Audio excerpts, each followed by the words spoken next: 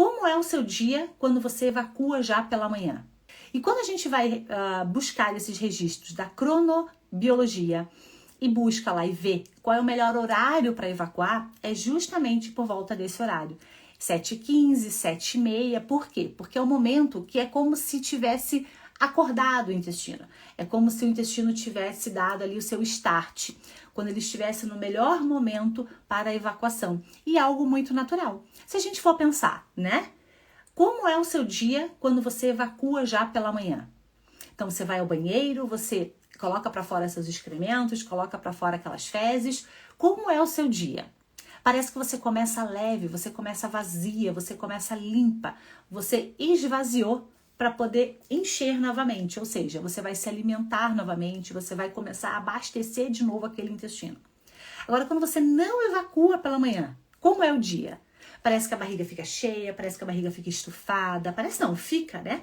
Aquela sensação de que tá entupida, de que, né? Tem pacientes que falam assim, Nutri, quando eu não vou no banheiro pela manhã, parece que eu não consigo nem comer direito.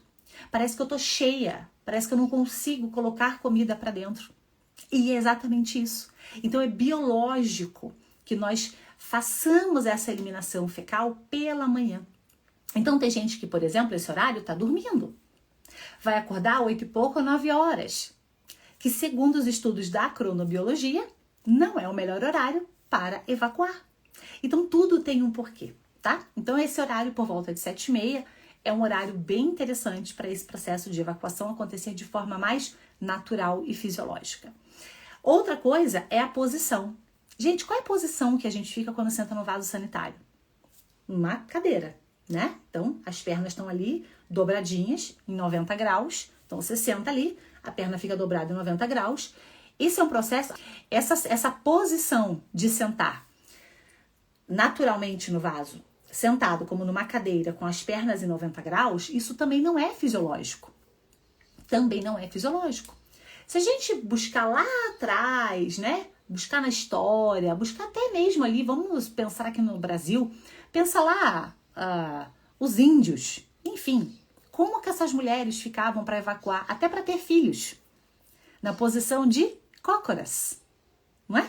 Posição de cócoras. Tanto que existem muitas parteiras hoje que trabalham com as mulheres, enfim, para ter aquele parto natural, parto de cócoras e tudo mais. Por quê? Porque é uma posição fisiológica. Ai, Nutri, então eu vou ficar de cócoras para fazer cocô em casa? Não. Mas você pode, por exemplo, colocar um banco abaixo dos seus pés. Esse banco vai levantar os seus pés e você vai sair daquela posição de 90 graus e você vai passar para uma posição de 45 graus, que é muito mais fisiológica. Lá na mentoria, no método intestino ativo, eu explico para as meninas, eu vou explicar rapidamente para vocês, que essa elevação das pernas para 45 graus, isso traz um relaxamento de um músculo muito importante, que é o músculo pubo-retal, que faz com que o seu assoalho pélvico mude a anatomia, para ficar mais fácil desse cocô sair. Então veja, que não é simplesmente se entupir de pão integral, fibra, né? Fibra, que na cabeça da maioria é aveia. Então, comer um monte de aveia, tomar um monte de água, que muitas vezes não vai ter resultado. Então, a gente precisa realmente entender todos esses pontos que são importantes para o processo de evacuação.